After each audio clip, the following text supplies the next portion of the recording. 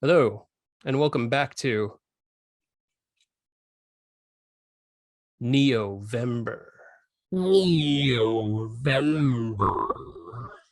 All right, where are we? We are going further down the rabbit hole with the 2003 live action sequel to The Matrix, The Matrix Reloaded.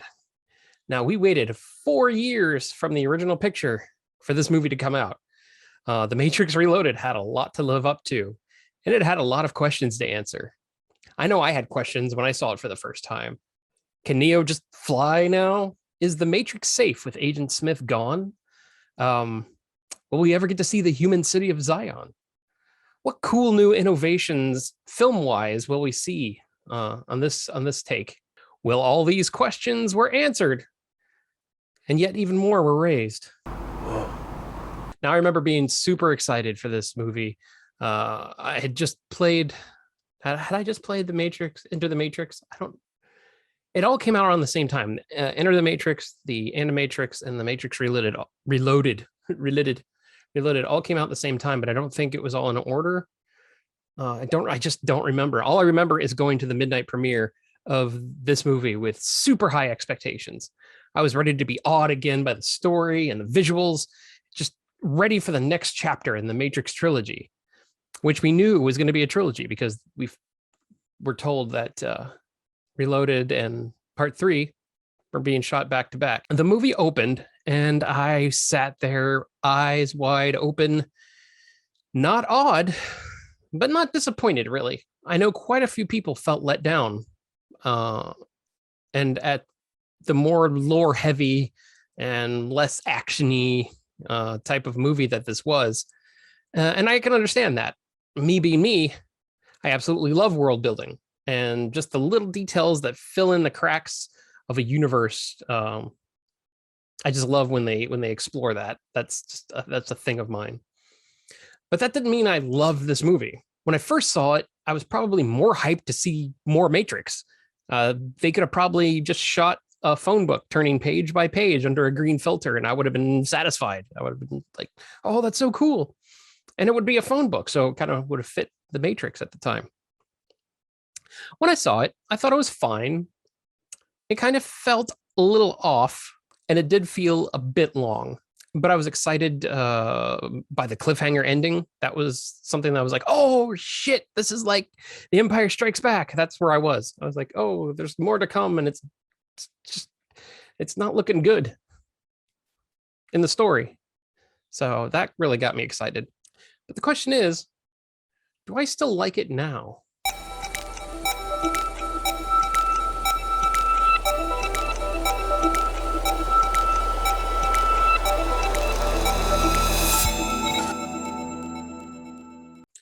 That's a tough answer. And let's try to figure it out together, shall we? This will be a little bit different because I'm trying to figure out if I like it or not. So let's kind of go through the movie, not scene by scene, not step by step. Ooh, baby, gonna watch Matrix Reloaded. Let's just go through the movie and see if I liked what I saw, and let's determine together on a journey, me and you. I mean, it's just us here, so let's do this. Now, the movie starts off great with Trinity doing her Trinity thing, and just like in the first movie. We now get some orange mixed in with the greens. It's not always green. There's a hint of orange in the lights and stuff. So that means it's going to another step, right? I don't know. I like that idea. Green goes with orange. I don't know if that's worth mentioning. It was just really an observation. We also get a cool meeting inside of the Matrix with all the other hovership captains. Hovership? I guess they're hovercraft captains. And they are feeling kind of wary about Morpheus's prophecies and stuff because they're not coming true. And he's gotten a bit culty with his absolute trust in the Oracle and his undying faith in Neo. It was cool to see that not all humans were under the spell of the Oracle and the One being the end-all be-all for the savior of human civilization, that people were thinking for themselves and they weren't indoctrinated by this idea that the one is the one there to save them. Like we were all led to believe in the first movie. Morpheus is just like, we believe that the one will save us. We, as in the human race. And we're starting to see the reality of it all. But the meeting is then broke up by agents. And it was a small but really cool fight between Neo and the agents. It showed exactly what we needed. We got to see Neo being more powerful. We got to see him, knowing the agents' moves and more often not being afraid of them and basically making them into a joke. So this opening act was probably the most Matrix part of The Matrix Reloaded. And by that, I mean, it felt like it could have been added to the end of the last movie. It had a gritty realness that seems to kind of vanish as the movie goes on, which I get. The Wachowskis made a conscious choice to make this movie take place mostly in the Matrix, and the next movie, Revolutions, would be mostly in the real world. So if you kind of see like the Matrix get more of a glossy sheen, I don't know if that's really happening, or if you're just getting used to seeing the world in the Matrix as it is. But in this opening scene, it's dark, it's gritty, it's less green, it's very first Matrix-like. But after the escape, we finally get to see the city of Zion, which is never really talked about in detail. It was just the last human city. And we knew it was underground, but this was the first thing I saw in the theater and was kind of let down by. I mean, I get it. Humans need to live, and they do. But it's more of a vertical shaft with apartments dug into it than a city. I mean, I don't need a skyline or a thriving metropolis, but it just seemed less city-like and more tunnel. We also get to see new faces. Instead of Tank being the operator for Morpheus and then Nebuchadnezzar, we meet Link, who I think fits way better than Tank did. He's lighter, more of a comic relief to the ship's crew, and that's something we never got from the first movie, not even from Mouse. Link is probably one of the most fleshed out character in the sequels, and he's just a side character. Where's my puss? Hey! God! He's there a lot in both movies, but he's not there. He's just there. This is the main area, and this is the Link area. And Link knows it's dangerous to go alone. Huh? See what I did? Well, excuse me, princess. Anyway, we also get to meet Niobe. That's just a fun name to say, Niobe. She's played by Jada Pinkett Smith, who is the captain of the Logos and has a history with Morpheus.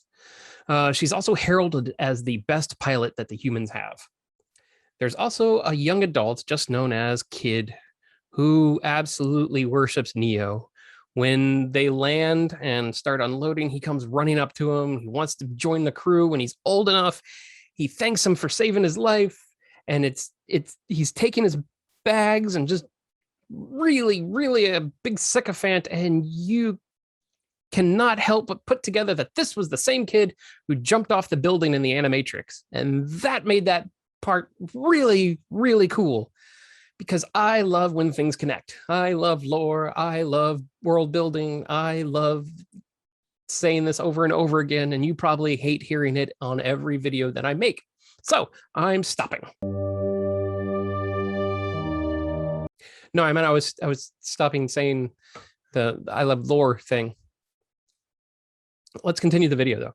Now, the Zion scenes were a mix of, oh, cool, to what? We get to see how the humans live and how they're governed. And I'm not going to say what I was about to say because I promised I wouldn't. But then there's also that rave or orgy or that weird dance thing. Morpheus made his Independence Day speech first. Tonight, let us make them remember. This is Zion, and we are not afraid! That scene was just weird to me. He made this great speech, and it's like on par with Bill Pullman's Independence Day speech. I guess I get showing the high morale just after hearing there's going to be a potential invasion. I get that, you want to show dancing until the last moment, like people did during the bubonic plague, actually, known as the dance macabre. But it just felt off. And not to mention the passionless sex scene between Trinity and Neo that was edited into the rave.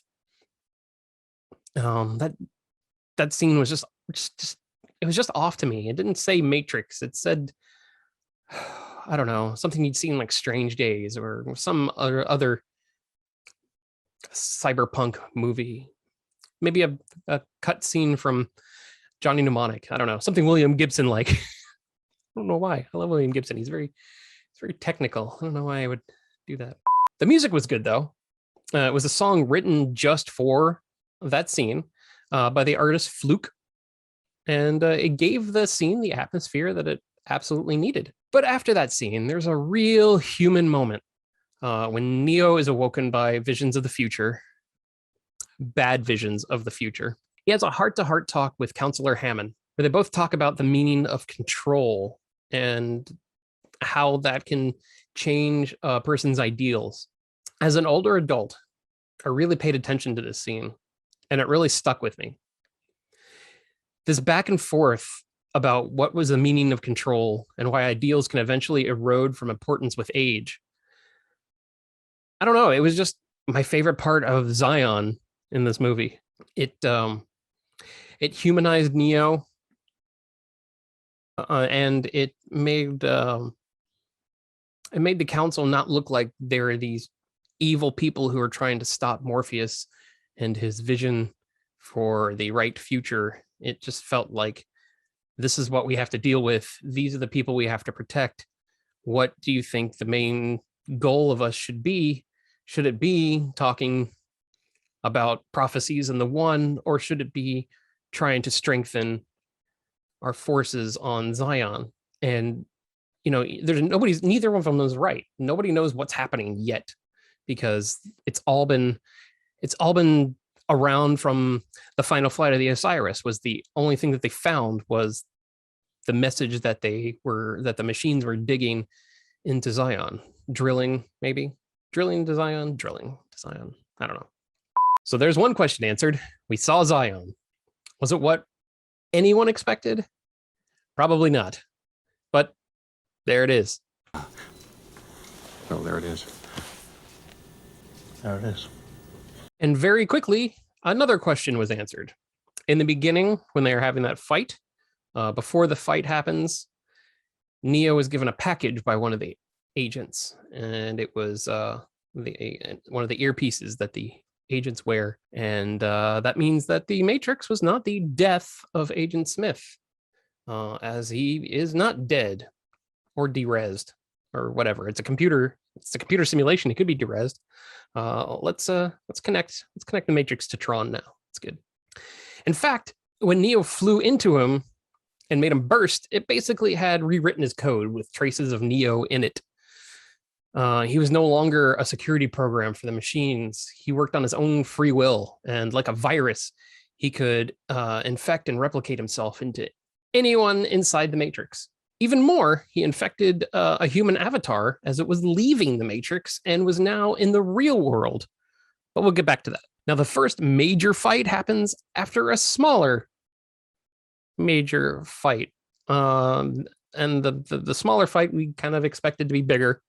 Neo needs to see the Oracle, and he jacks back into the Matrix. But she is now guarded by a man named Seraph. He finds him at a dojo, and a fight begins. A fight that feels like a throwback to the first fight with Morpheus. And it kind of was, as Seraph was just trying to test him to make sure he was Neo and not someone out to get the Oracle. Again, I'm not going to go scene by scene, but I figured if I didn't mention this, we would have a video that was sans Seraph. I didn't want to do that joke. Still nobody there. Now, the Oracle is much more helpful in this movie than she was in the last one. Still cryptic, but not as much as she was in the past. She even breaks down life in the Matrix to where it's even more easy to understand. Anyone who's not human, they are programs, including herself. It's very Tron again this way. She talks about how there are programs that are there to control the sky, or programs that regulate the behavior of birds and stuff like that. Her short bit of exposition started building a huge world that we didn't get to see in the first world. We got the Matrix, and then we've got the Matrix.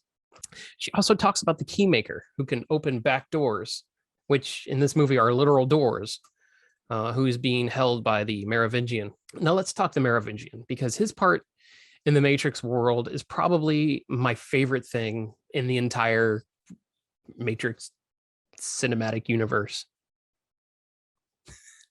The MCU. That is my version of the MCU. The Merovingian is known as an ancient program. The Oracle mentioned that everything in the Matrix is there for a reason, which includes monsters. The Merovingian is essentially a vampire. He also has a pack of bodyguards that are described as brutal but loyal, aka dogs, aka werewolves, because they're human, but they're dog-like humans. They don't have dog features. It's just their attitude and stuff. And the Merovingian has two identical albino assassins who also wear white, have white hair, and can phase through anything, just like ghosts. Ooh. And I freaking love this. I love that there is old mythical lore embedded into the Matrix, thus proving that the simulation is dug even deeper into the human psyche to include things that go bump in the night. Now, there were only 3 big stunt scenes in this movie. The first one was named the Burly Brawl for some reason. I know the Wachowskis named their publishing company Burly Man Comics, but I don't know why. If you do know why, please let me know in the comments. But this fight was a big publicity scene for the movie. As Smith can now make infinite copies of himself, he confronts Neo after meeting with the Oracle. And this fight scene was a mess. Gone are the days of camera tricks and cutting-edge live filmmaking. The Wachowskis figured just a CGI Neo flying around in a fight would be just fine.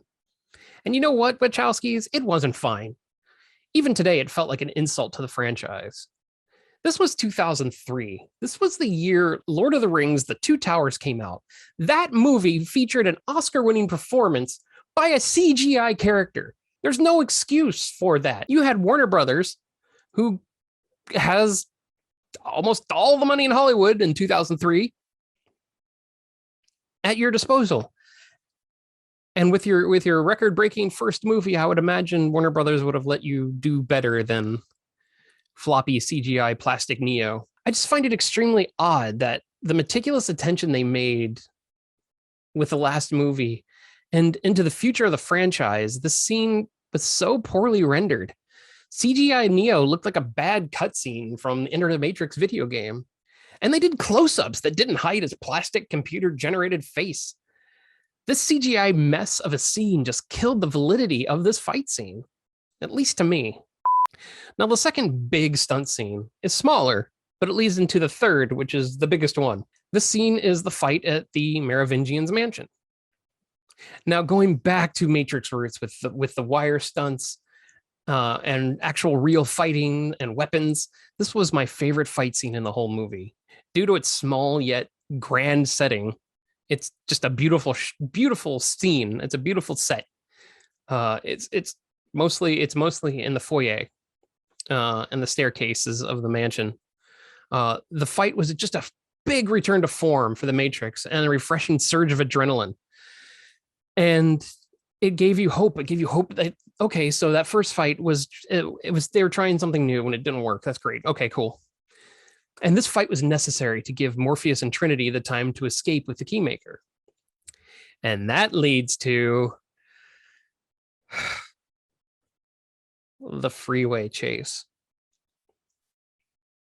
This should have been the white knuckle, edge of your seat moment of the picture.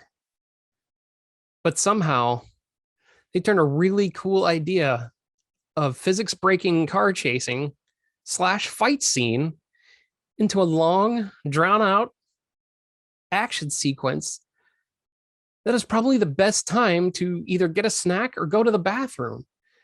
In most cases, you could do both. All you need to know about this scene is that they're being chased and flying plastic Neo comes in and saves the day. It was just, I'm going off script here because this is just, I didn't write enough about this. This scene was way too long. It's way too long.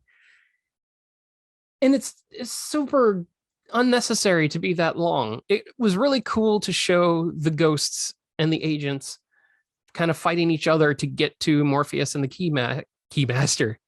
Whew. So close to that Ghostbusters movie. To the Keymaker.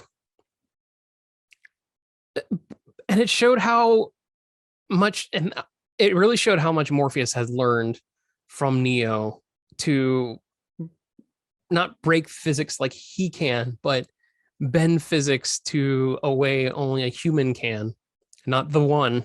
And it shows on the semi truck fight because there's no wind, there's no resistance, and it makes sense because it's a computer simulation, and who knows who's controlling what. I had no problem with that. What I did have a problem with was Morpheus could just fight agents now. Back in the first movie, you may be able to, get a punch in and then they would destroy you. But now Morpheus can fight back. And just when you think it's too late, like I said, flying plastic CGI Neo flies in and saves the day. During an explosion that could have been cooler than it was. That scene just sucked to me. And I hate hating it. I just do. But that's really it for big matrixy scenes. The rest of the story is exposition and a lot of long-winded talking. And by that, I mean the Merovingian, not the architect. We'll get into the architect. Well, let's get in the architect now. The architect scene has become one of my favorite scenes of the movie. It's the least favorite scene for most fans due to it being that thing I love, which I won't talk about anymore in this video. The architect is the builder and overseeing program of the Matrix, the machine-made God program. He's arrogant. He's pompous. He's absolutely perfect as this program. The scene gets a lot of hate because of the architect's vocabulary and his vocal timbre. He speaks fast, matter-of-factly, and with big words. And much like a soulless AI would, I imagine this would be right. While it remains a burden assiduously avoided, it is not unexpected and thus not beyond a measure of control, which has led you inexorably here. And that's why I don't have a problem with the way the architect spoke. He tells Neo that no matter what he does, he will fail because he's human. Zion will fall because of the one thing. Choice, which goes back to his conversation with Counselor Hammond at Zion. Humans, he says, always choose with their hearts and not with logic. And he reveals that this is the 6th version of the Matrix and that he has encountered numerous amounts of Neos, and they all do the same thing. And that leads to failure. It turns out this Neo seems to act just like the others, but he has something else, a little bit more drive. And that special thing the others don't have. He's able to make a difference. And it shows when in the real world, their ship crashes after saving Trinity from her fate that he kept seeing. They jack out of the Matrix just in time as the ship is being chased by Sentinels, and they crash. And in the real world, he's able to do his little hand thing and stop one of the Sentinels, which he's not supposed to do in the real world. But the strain puts him into a coma. Now, the last shot was that cool thing that got me hyped, like I said in the beginning of the video, for the end of the movie, was Neo lying unconscious next to the man that Smith escaped inside of. And they're like head to head. So it's kind of like a, well, to get into the religious aspect, the Christ and Antichrist of each other and the movie just ends. So help me out. I still don't know if it's a yes or no for me. On one hand,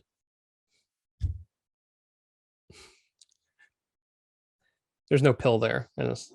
On one hand, I had a lot to bitch about. On the other, I applaud this chapter for its rich world building and characters and lore. Sorry, but I had to say it. I believe I'm 100% undecided. How did you think I decided based on this video? Let me know in the comments if you think I liked or disliked it more, and we'll take it from there. And thanks again for coming along with me on this Matrix field trip. And make sure you like and subscribe so you can know when the next video in this series is coming out, or the next video that any of us do come out at the Cinemadness podcast as a whole. I do other videos.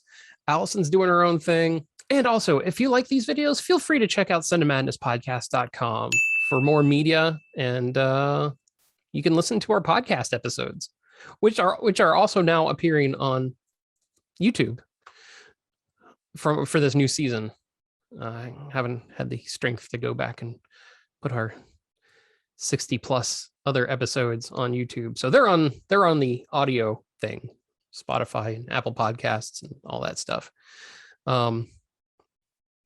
But they're all available if you go to the website, and that's it. So thanks again, and I'll see you for the revolution.